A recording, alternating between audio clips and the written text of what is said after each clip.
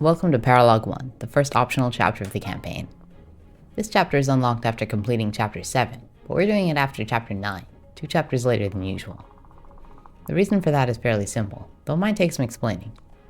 This map is designed to be a training ground for Mozu, my new recruit who starts as a level 1 villager, but it has some unique attributes that make her a worthwhile unit to use in Conquest. The easiest way to supplement her training arc is to give her most of the kills on this map. Also, depending on when you do this chapter, the enemies on this map will be below the level curve, so giving kills to other units won't result in much EXP anyway. That means if you want the rest of your army to benefit from this map, you should focus on building their support points and weapon ranks instead. Therefore, doing this map right after Chapter 7 is an outright mistake. You have 6 units at that point, but this map has 8 deployment slots, meaning you're missing out on 2 units of the stuff for basically no reason. Doing it after Chapter 8 is worth considering, but as you can see, we haven't done that either. The obvious reason for that is because of Nyx. We're reclassing her this map, meaning she'll have E-rank and bows, but she'll want to train up as soon as possible. This map is a great place to do that, because as a shared route paralog, it is significantly easier than most of the main story Conquest chapters. But even if you're not training Nyx, I would still recommend saving this paralog for after Chapter 9. The reason for that is twofold. You'll have just recruited Azura, and Silas is likely to have Shelter. Both of these allow you to give extra actions to your training projects this map. In our case, that's Nyx and Mozu.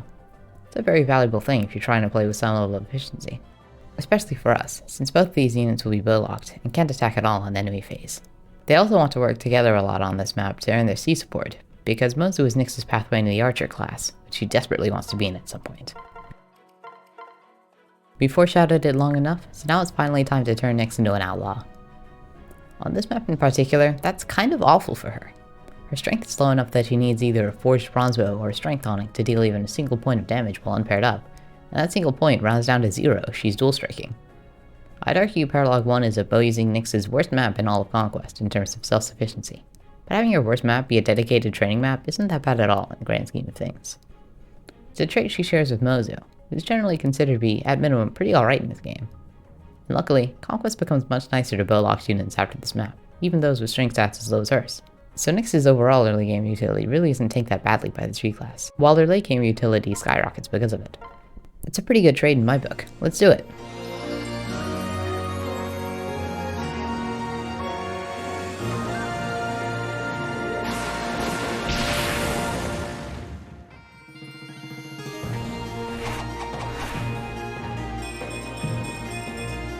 Very annoying. Unfortunately, the Outlaw reclass means Nyx has no way of using her skill selfishly. Heartseeker only activates if you're adjacent to your foe, and Nyx currently has no way to attack adjacently. Meanwhile, Malefic Aura only affects magical attack, which Nyx cannot use. Both of these become useful again once she gets access to the Shining Bow, which is the reason we wait until level 10 to reclass her. But for now, she only uses them for support functions. Heartseeker can still improve the rest of the team's hit rates. Malefic Aura can improve Odin's damage output, which we will make use of this clear. The only other investment we've given Nyx in preparation for this map is a bronze bow +1, though it would be inaccurate to say it's just for Nyx's sake. Forged weapons could be used by anyone in the party, on any map, so this is more an investment for the whole team that Nyx just so happens to be taking advantage of right now. That's why you should never be afraid to invest in forged weapons. We also forged a bronze dagger +1 for Jacob, for example. The only downside is that forging costs my castle resources, which generate randomly. If you're playing on an unmodified 3DS, this can be a bother, since you won't have access to the infinite resource patch. Personally, I always prefer to use it to eliminate that element of RNG. Anyway, that's enough yapping. Let's give this map a go.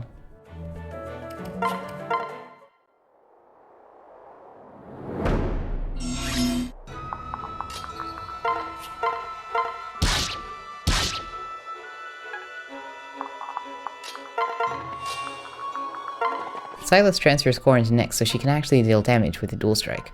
If Nyx missed one of her attacks, Silas can tune his damage up by using the Iron Sword instead of the Bronze Lance. There are a lot of instances of tuning damage to chip enemies to very specific HP thresholds on this map, which is most useful to account for all of Mozu's possible random strength level ups.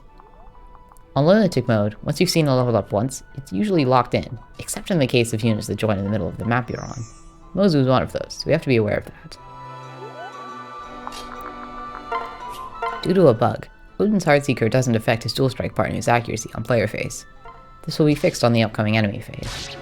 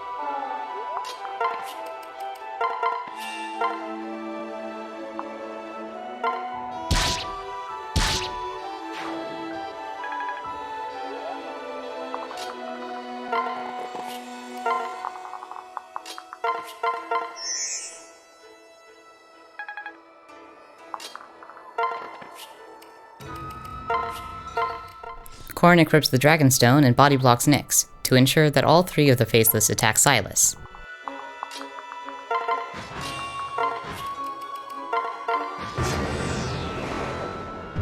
Nyx may not be able to see combat herself on enemy phase, but she can serve as the dual strike partner for someone else, and get a lot of bow rank that way. The nice thing is that you still get weapon XP even if you miss or deal no damage, which Nyx especially appreciates. The real value in using strategies like these to grind Nyx's weapon rank quickly is that it allows you to get Z rank and bows entire maps earlier than you need it, so you can get away with not deploying Nyx for a while until the tier 2 shops arrive. You probably want to, too, because your 4 strength, while usable, is not the kind of thing you prefer to work with on maps like Chapter 12 and 13.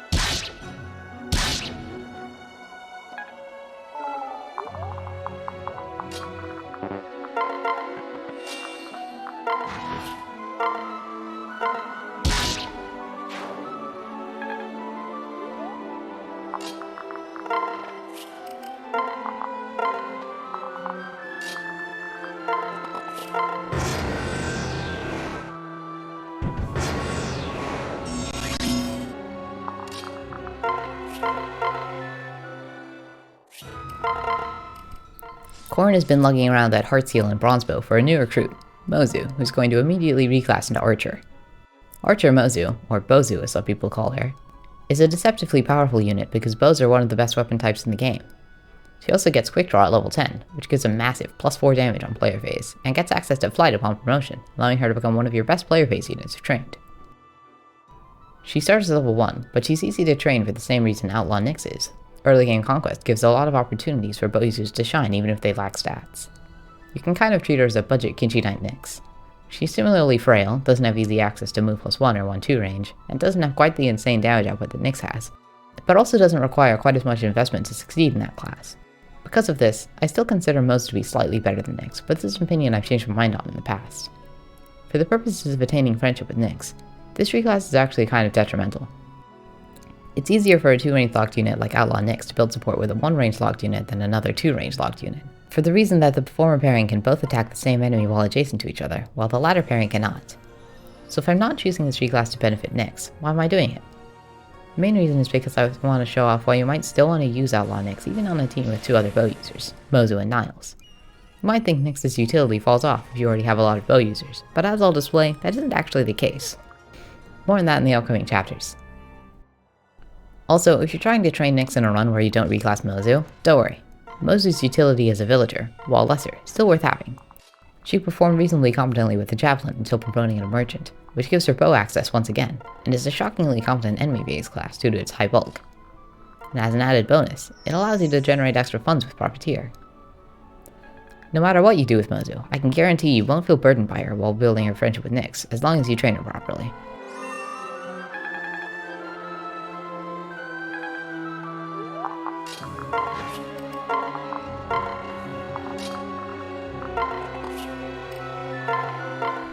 Silas takes Mozu's brass naginata for yet another way to tune his damage output.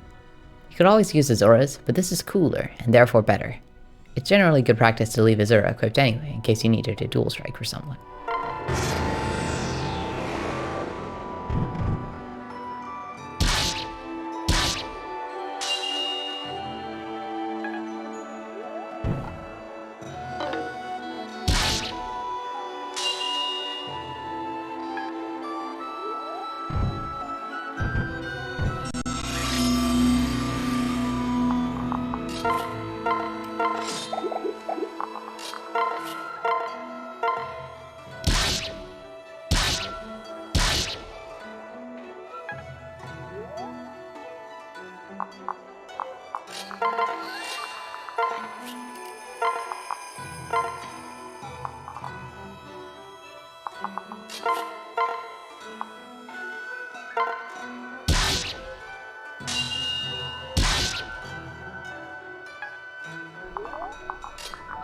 Another way I do my damage output on this map is with Jacob. His Iron Dagger and Bronze Dagger +1 do the same amount of damage, but debuff enemies' defense by a different amount. Bronze is generally preferable because it can't crit, so I try to use that when possible. Luckily, the only time I need to use an Iron Dagger in this clear, I don't have to worry about its crit rate at all. Oh.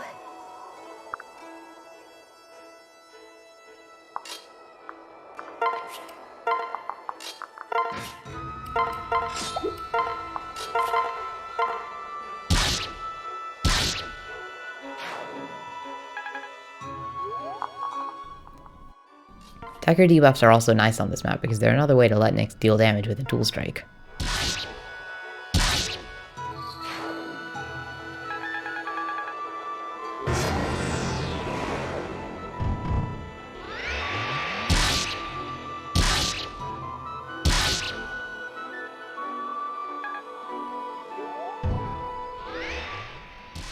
The enemies conveniently line up in a way that allows Mozu and Nyx to dual strike off of each other as they take them out.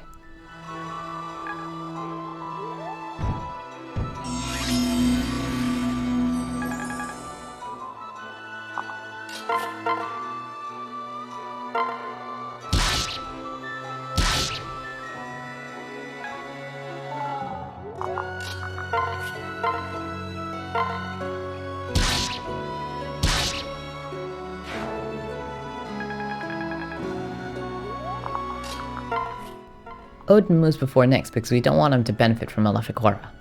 I'd love to use the fire here instead of Nosferatu for the extra accuracy, but assuming he doesn't dodge anything, Odin needs all the health he can get. He can't benefit from a defense boost from Silas' Pair Up either, because Silas usually needs healing too, in the form of Azura's Healing Deskit. He can at least benefit from the extra hit from dual adjacency bonuses. Corrin unequips herself to avoid stealing the kill.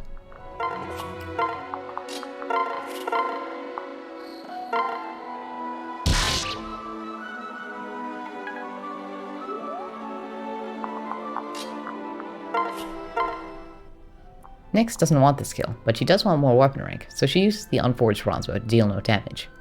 I'd experimented with doing a fancy trade maneuver here to save money, but I would have had to buy the extra bronze bow later anyway, so it unfortunately didn't make the cut.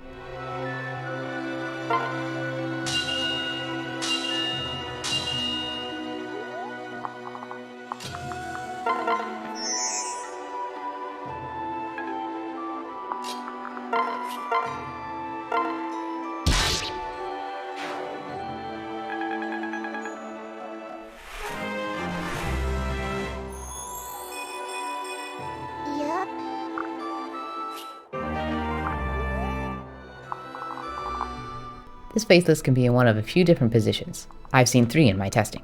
So to normalize, Arthur goes in a spot where it will always attack him. He needs a para partner to ensure he has enough defense to survive.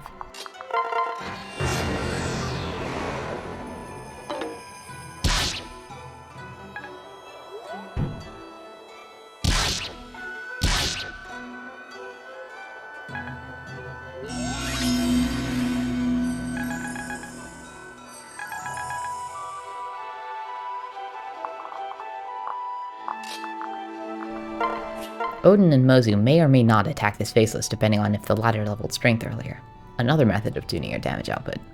I keep their movements consistent either way, while accounting for both of the nearby faceless' possible positions.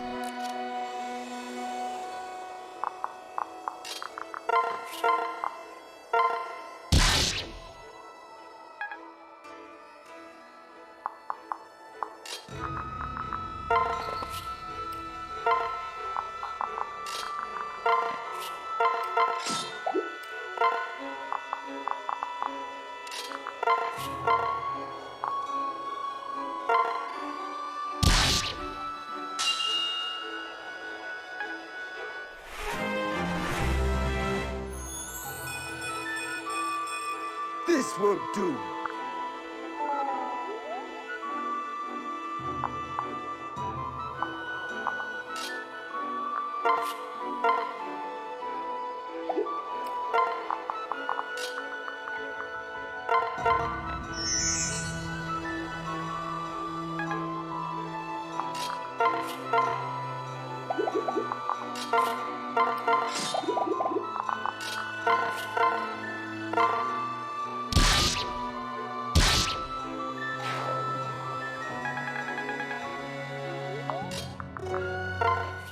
Nyx may be able to pick up this kill in case of an untimely miss.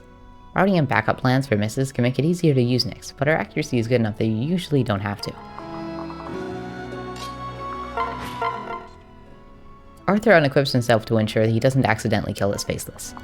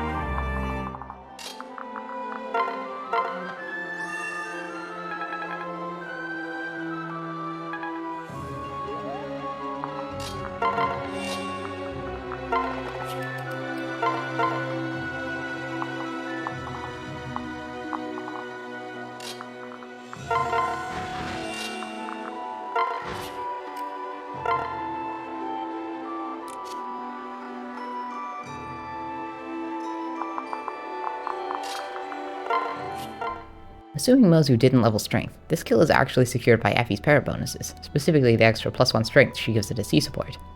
This isn't why I built the support between Effie and Nyx, but it's a nice bonus nonetheless.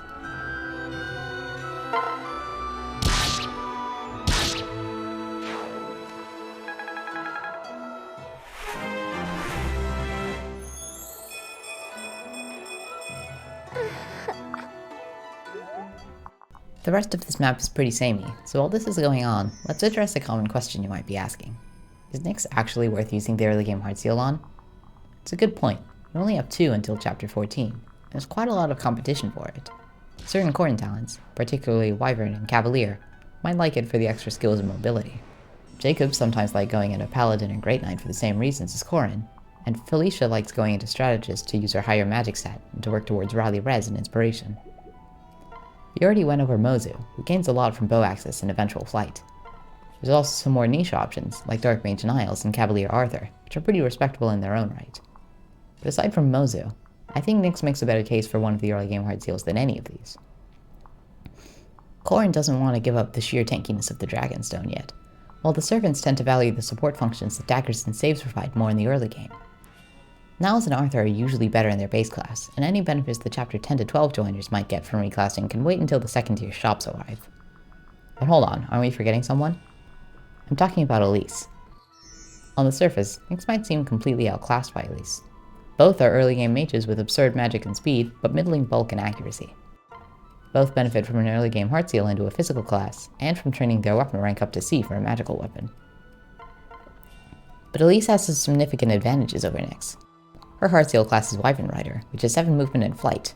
Mobility is a huge deal in Conquest, while Nyx takes a while to reach Kinchi Knight, and generally needs more support and specific skills to succeed in it.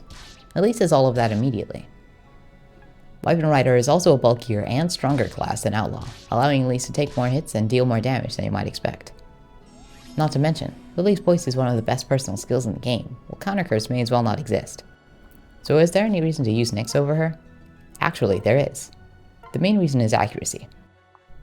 Elise's early game is passable, but she's using axes, which are the least accurate weapon type in the game, and her skill stat is even worse than Nyx's. If you're a fan of reliability, that's absolutely atrocious.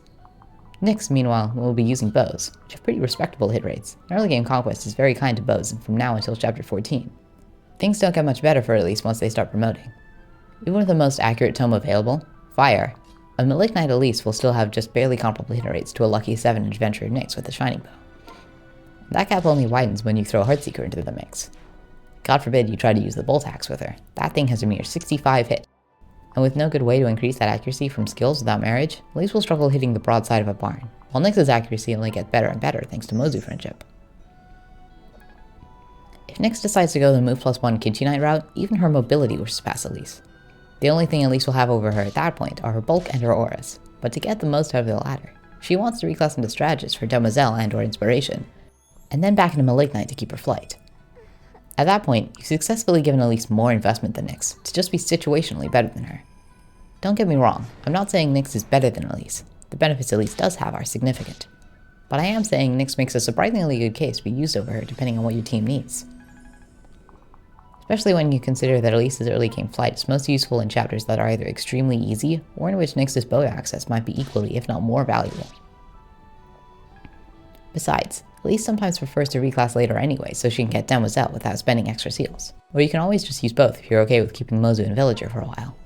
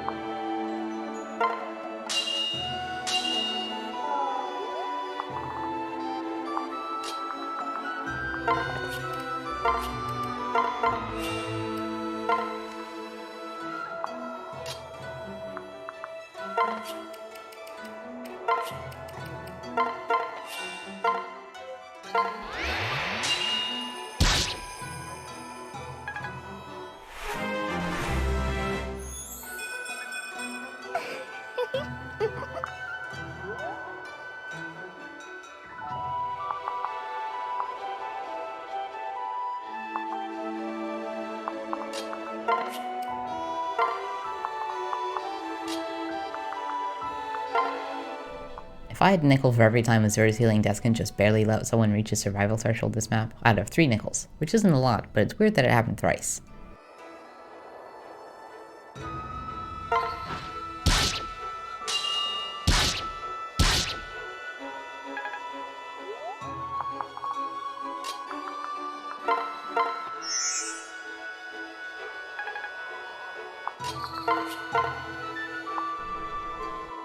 Mozu gets the boss kill, which ends the map.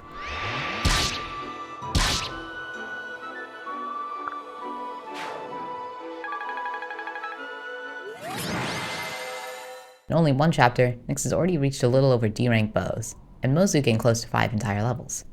We also unlocked the C support between those two, and completed a couple other extraneous goals, like getting Arthur to level 10 at the end of the chapter, so we never have to deal with the downsides of Gamble. All in all, I'm happy with the amount of progress we made here, considering how fast we played. Though if you're willing to play a little slower, you can get a lot more Nyx and Mozu training in than I did on this map. Next time, we finally get a taste of Nyx's real chops as a bow user. See you there.